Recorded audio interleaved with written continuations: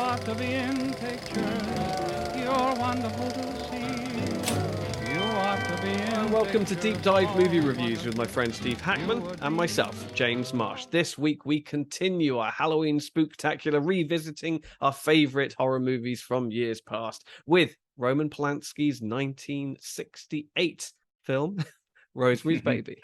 Hey, but before we set out on this Halloween Spooktacular review, if you haven't already subscribed to Deep Dive Movie Reviews, just go ahead and hit the subscribe button right there. And while you're there, just tap the little bell, and that way you'll be notified every single time we upload a new video. And just as a reminder, Deep Dive Movie Reviews does contain spoilers. And as I said before, if you got a spoiler problem with the 1968 movie, of course, having said that, James, I had never seen Rosemary's Baby, so I'm very glad that no one spoiled it for me. So what did you know? Let's start there. What did you know going in? Yeah, I knew that it was about Satan's baby impregnating Mia Farrow, and that's kind of all I knew. And having said that, probably one of the reasons I never saw it was coming from a evangelical, borderline fundamentalist. I wouldn't go full on. We were mostly normal. But you didn't go see movies about Satan impregnating people. And that was kind of anathema. And so, yeah, that was definitely kept at arm's length. So I always knew Roman Polanski had done it. I always knew it was a classic. Always knew it was a must see. But one of the reasons in this Halloween Spooktacular series that we're doing, where we're recommending Halloween classic favorites, up until now, the ones we have done are movies I've seen many, many times. This is the first one we've done that I haven't seen at all. And I'll just come out and say, I love this movie. Great. I'm so glad to hear that. Yeah. It's not a film that, I've seen a million times or anything like that, but I've seen it a few times. It's from a period of, cinema history that was very important to me as I was growing up, as I was, coming of age, if you like, in the late 80s, early 90s. The movies of the late 60s and early 70s were considered like the best movies, particularly coming out of Hollywood. It was like that was the new golden era of Hollywood, where all these big filmmakers who were then like the biggest filmmakers in the industry by the 80s. It's where they were cutting their teeth. It was where they were making their most interesting films. And this is a prime example of that, because this was Roman Polanski's first Hollywood movie. And it was a huge monster hit when it kind of came out, and it kind of got the ball rolling with these sort of vaguely religious themed kind of horror movies that obviously would then continue with The Exorcist and The Omen and movies like that through the 70s. And I'm going to go out and say it's I think a never better performance by Mia Farrow. I think this is just her absolute peak. I think this is iconic for her in her career. When I think Mia Farrow, this is what I think of. I don't think anything she's ever done has come close to being as good as this. No, this was fantastic. And, I was surprised. I didn't know John Cassavetes was in this. And I forgot that he was an actor. I always primarily think of him as a director. And I thought, oh my gosh, I forgot, or I didn't know that John Cassavetes played the dad, the husband. Well, I mean, I think it's kind of like a funny, and it's obviously unintentional, but this kind of sort of funny in joke about John Cassavetes in being in this movie, because he was very much, this sort of, this great stage actor who like taught this own kind of sort of method acting to a whole generation of upcoming performers, and then was famously making movies outside of the system, for no money, independently spirited and all the rest of it. But then every now and again he would have to go and make a movie within the system to make the money that he could then sort of keep his theater company running with. So he would do this, or he would do the Dirty Dozen, or he'd do the is it the Fury that he's in with with Kirk Douglas, or something like that. And the great irony, I think, of this movie is that his character is a struggling actor who essentially makes a deal with the devil in order for his career to get off the ground, and arguably that's actually what he's doing by being in this movie. Little art life imitating art, or art imitating life, or so. And I couldn't agree more. Mia Farrow is absolutely adorable in this film. It's hard not to fall in love with her. She's just a pixie and running around that apartment block. And I agree, the aesthetics in this Polanski film, I love that 1968 sensibilities. I loved watching this little frame of time that I kind of remember. This is about the time I was born, and seeing the cars and the You're the baby. yes. I've got my father's eyes. Yeah. But yeah, and to see a lot of the who's who from that time. You got Ralph Bellamy. You have a young Charles Grodin in this film. You got Ruth Gordon. So an Oscar-winning Ruth Gordon. Did she win an Oscar for this? Yeah, she won an Oscar for this. Yeah, I didn't. That one I slipped my mind. I didn't know that. Yeah, she won Best Supporting Actress for this. Obviously, I think most people know her best from Harold and Maude, don't they? Yes, yeah, another classic. But one of the things I loved about this film is the sense of paranoia that Polanski builds in the protagonist, in Mia Farrow, because she is totally alone in this film. And as her world is getting smaller and smaller, to the point where even her husband is in on the conspiracy and the betrayal. I mean, you're thinking, when push comes to shove, at least I can count on my spouse. There's got to be someone I can trust. And when she realizes even her husband is part of this conspiracy, and then she is totally alone, it's hard not to. Polanski has created this experience for the viewer where you get to kind of almost get a POV of what it would be like to watch a conspiracy develop around you. And I think we've said in the past, James, about it's almost cliche that a city becomes a character or a building becomes a character in the movie.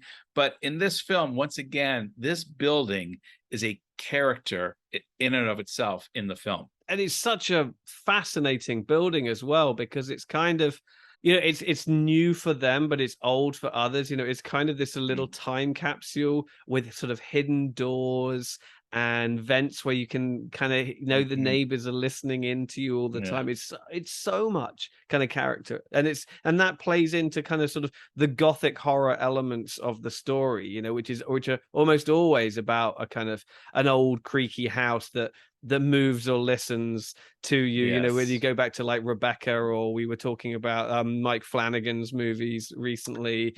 That's where it was. The Turn of the Screw, or even the fall of the House of Usher. The house itself is not only just sort of a prison, but it is a personality.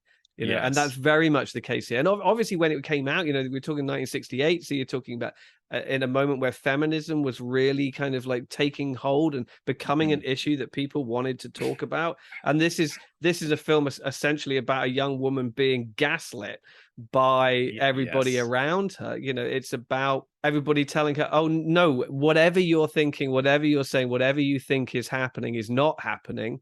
It's all in your head. You just need to shut up, be quiet, and drink today. This. Just drink this. Today it couldn't be more relevant. Her body is not her own property. This pregnancy that she is struggling with from day one, it's hurting her, it's eating her from the inside. She is shrinking, and all the signs are saying you shouldn't be doing what you're doing. Everybody around her is like it is taking that agency away from her and saying it's not up to you. It's up to society. It's up to God, even quote unquote. Not the one that's we may know and love, but a higher power, and certainly the men that are surrounding her and are just sort of keeping her in her corner. Just shut up, get on with it. This is your role in all of this. Is just have the baby and shut up. That's it. Your agency is removed, as you said. You are a vehicle and nothing more. A vessel. Yeah, you're a vessel. Yeah. And so it's amazing how timely the film continues to be. Sadly, at a time where this isn't a supernatural fantasy in the way that one would hope it would be. It is actually quite terrifyingly realistic in how she's treated. This movie has no blood, no slasher, no ghosts, no demons. This is purely a psychological thriller. Again, you are put in a point of view of what it would be like to watch your world conspire around you, remove your decision making, remove your agency, as you said, and the claustrophobia that increasingly you feel as your world is getting smaller and smaller, and your trust circles are getting smaller and smaller. Yeah, it's just a brilliant psychological thriller. Yeah, it really is done. I mean, yeah, the only that, sort of I was going to say that has supernatural overtones, you know.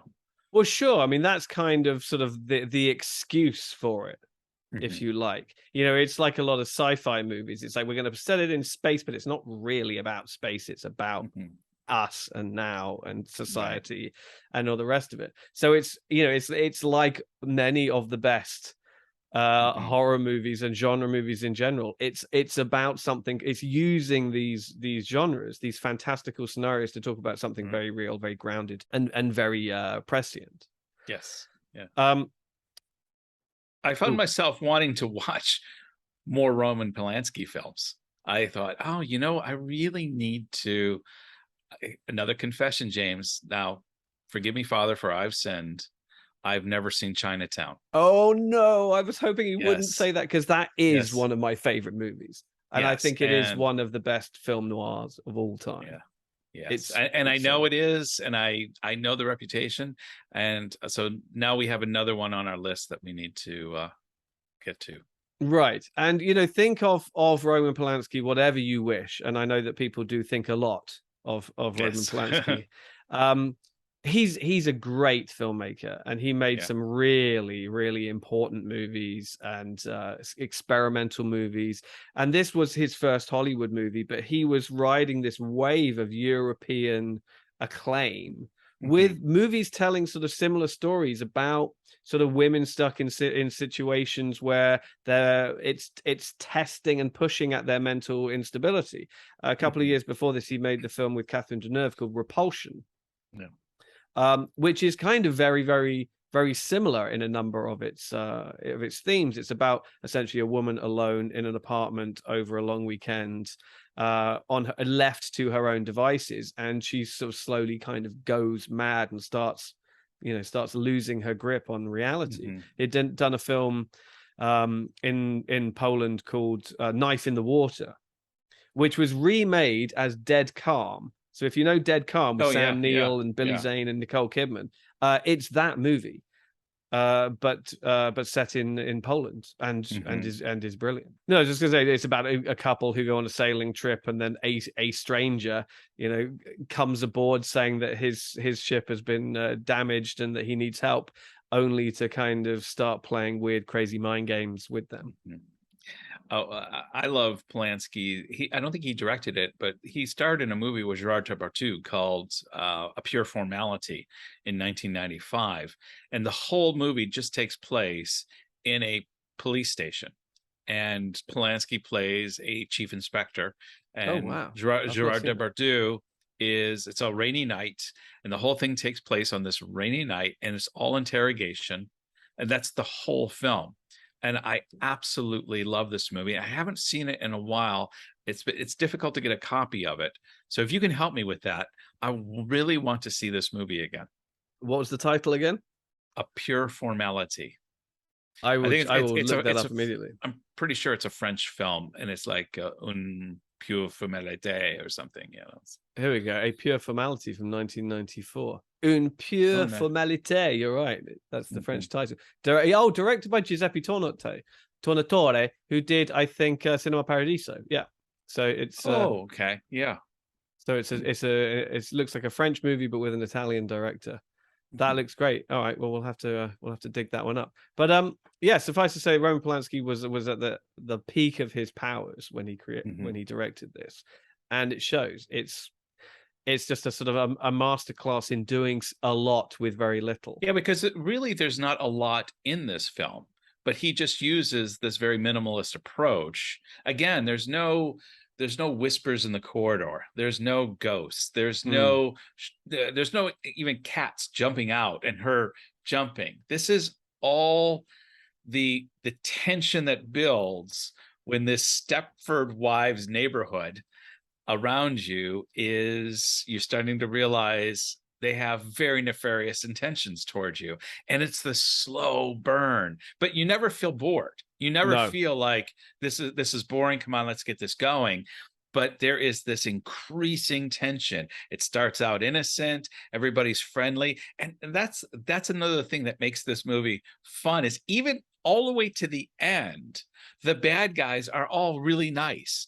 Everyone is nice. Even when they're treating her horribly, they're nice. Even at the end, when she's in the room with all of them and looking at her baby and going, oh my God, Ruth Gordon in particular is like, it'll be fine. You know, you can just be the mother. You're the mother. Look after the baby. You know, you'll play your part in all of this. You'll be fine. Yeah. But I mean, it really does play into that sense of discomfort that we all have about our neighbors and the community, and you want to be nice with friendly with your neighbors, but there's a line, and everybody's line is slightly different, and you don't want to overstep that line. You certainly don't want them to overstep that line with you. You want to maintain your privacy, you know, and that's essentially what this film is about. It's about that invasion of personal space by those, you know, it's a kind of urban nightmare of living in a building where you're surrounded by strangers,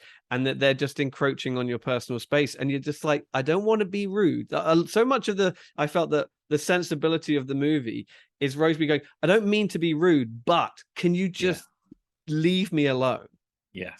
And they're all like, oh, no. The way that Ruth Gordon's character in particular just gets all up in her business all the time. Remember when she wants to have the party for her young friends, and Ruth Gordon comes and goes, oh, well, yeah, I'll help you serve dinner. And she's like, no, I'd rather you didn't. She's like, well, just drink your drink. And she's like, I'll have it later. She's like, I'll wait. It's fine. I'll wait until you've had it. You know, and it's all of this. She's like killing her with kindness. Yes. You know, making it so difficult for her to, you know, it's putting her in a position where she has to be the bad guy in order to just be left alone. Right.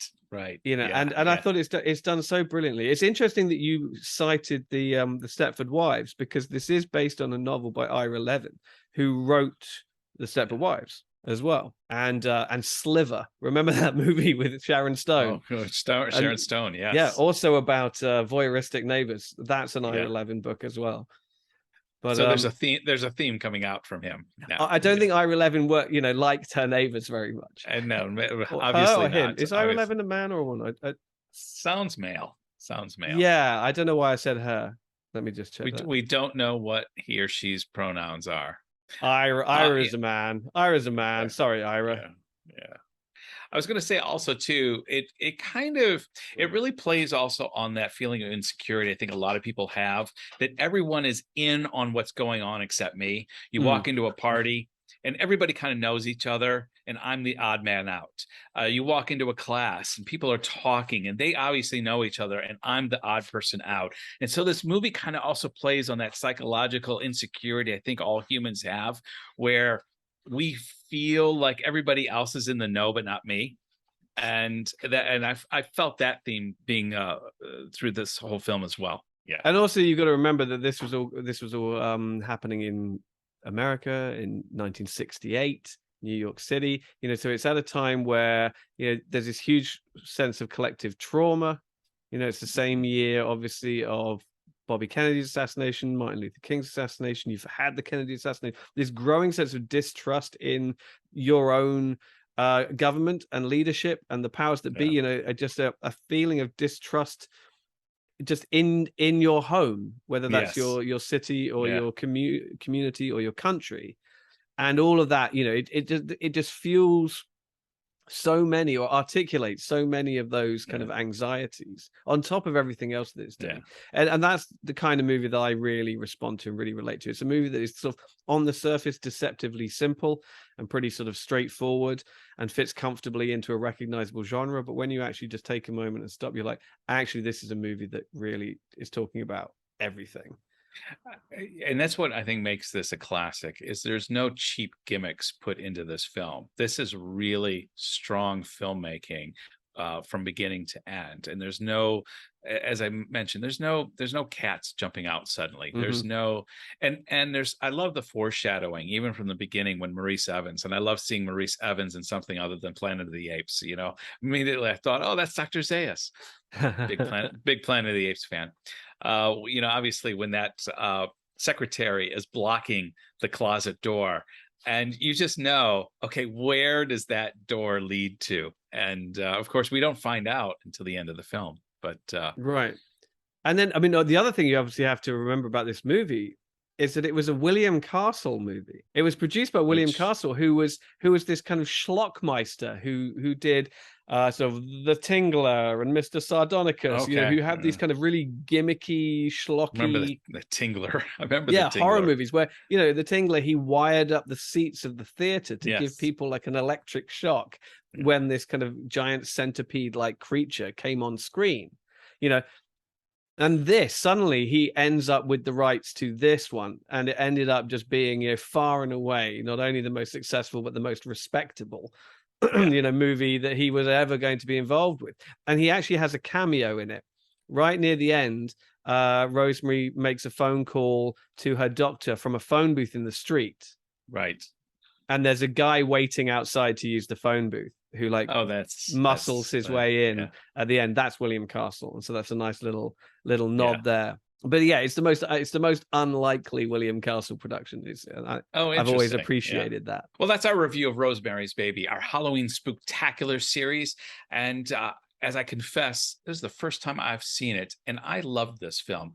James has seen it multiple times over the years. What about you? Have you seen it before? Is this a first time viewing? What was your impression of it? And does it hold up after all these years? I have to say it does, but we would really love to hear what you had to say. James? Yeah, absolutely. Let us know. Did you agree with us that it's one of Roman Polanski's favorite movies? What's your favorite Polanski movie if you have one? Mia Farrow, has she ever been better than this? John Cassavetes, where do you stand on him? And then other Satan baby movies. Go on, give us your favorites. We would love to hear from Damien, Omen 2. Damien, Omen 2. Oh yeah, if only for the elevator cutting that guy, elevator cable cutting that guy. Yeah, I remember that. Well, that's going to wrap it up for this episode of our Spooktacular series here at Deep Dive Movie Reviews. I think you're repeating yourself. Oh, I think. am I? Yeah. Okay. You can just say goodbye. Yeah. Okay.